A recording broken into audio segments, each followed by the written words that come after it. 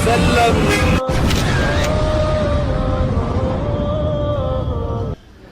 waxaa qur-aanku inoo tilmaamaya gabadhatan malikatu saba markii uu timi warqadii nebi sulaymaan innahu min sulaymaan innahu bismi illaahi araxmaani araxiim anlaa tacluu calay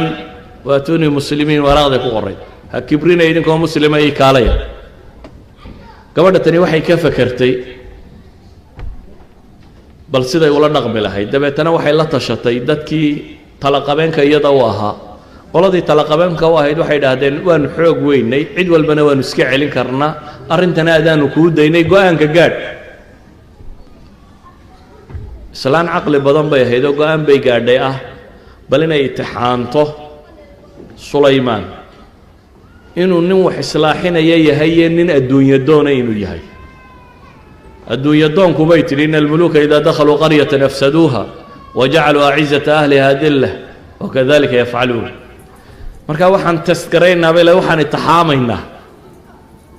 bal mowqifkuu hunguriga ka taagan yahay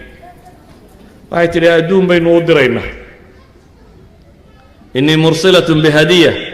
fanaadiratun bima yarjicu lmursaluun bay tihi hadiyad baan u dirayaa xoolo waxaan eegayaa bal xoolaha wuxuu kaga soo jawaabo ilaahay qur-aanka wuxuu leeyay falamaa jaءa sulaymaanu qaal atumidunanii bimaal fama aataaniya allahu khayru mima aataakum bal antum bihadiyatikum tafraxuun xoolihii markii loo keenay nebi sulaymaan wuxuu yidhi ma xoolaa ii keenteen oo hadiyaddiinnan iyo waxan baa la timaadeen waxaa laysiiyey baa ka fadli badan waxa kan idinkuna waxoogaagan adduunka iyo hadiyaddaa ku faraxsantiin waxay tilmaamaysaa inaanu mansabka xoole ku doonaynin iminka waxaa laga yaabaa inaad aragto siyaasiyiinta mansabka doonaysa oo dhami waxa uu raadcaynayaa inay tahay it's a business suu lacag uga samayn lahaa ama reerkoodu siduu reeraha kale u boobi lahaa ama sidii uu wax loo qaadi lahaa wuxuu waa business afgobaadsigaa la yidhaahdaa ummadda horumarkeedaanu doonaynaa iyo midnimadeeda iyo kani waa sheeko waa business uu doonayo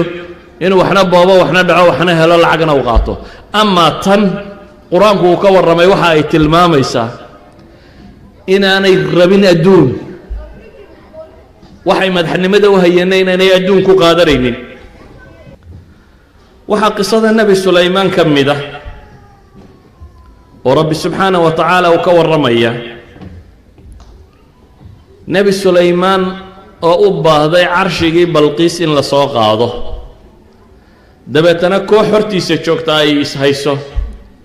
cifriit min aljin uu leeyahay intaanad meesha ka kicin saacadka shaqada inta aad ku jirto baan keenayaa carshiga rabbi subxaanaه wa tacaala cifriidkaa jinka ah mid ka xoog badan baa laga warramay kaasi wuxuu leeyahay working hourska saacadaha shaqada gudahooda intaad shaqada ku jirto ee aanad ka kicin xafiiskaaga baan keenaya laakiin ilaahay wuxuu yidhi waqaala aladii cindahu cilmu min alkitaabi ana aatiika bihi qabla an yartadda ilayka طarfuk kii cilmiga kitaabka la siiyey ayaa wuxuu yidhi anigu waxaan keenayaa ilbidhiqsi in leeg kow kan lama sheegin ma jinba ma insiba ma malagba waa noocma waxaa lagu tilmaamay sifo sheegisteedu ay ku filantahay isaga sheegistiisa waxaa lagu sifeeyey inuu yahay alladii cindahu cilmun min alkitaab aqoon-yahan baa lagu tilmaamay waa aqoon-yahan kitaabka yaqaanay baa wuxuu yidhi aqoon-yahankani inuu malagii inuu jin yahay iyo inuu cid kale yahay ilaahay kama warramin laakiin waxaa laynoo sifeeyey inuu aqoon ahayd waxaanu wax ku keenayay aqoontan wakhtigaa taagnayd ee nebi sulaymaan iyo ciidamadiisana la siiyey waa aqoon aan maanta dunida oolin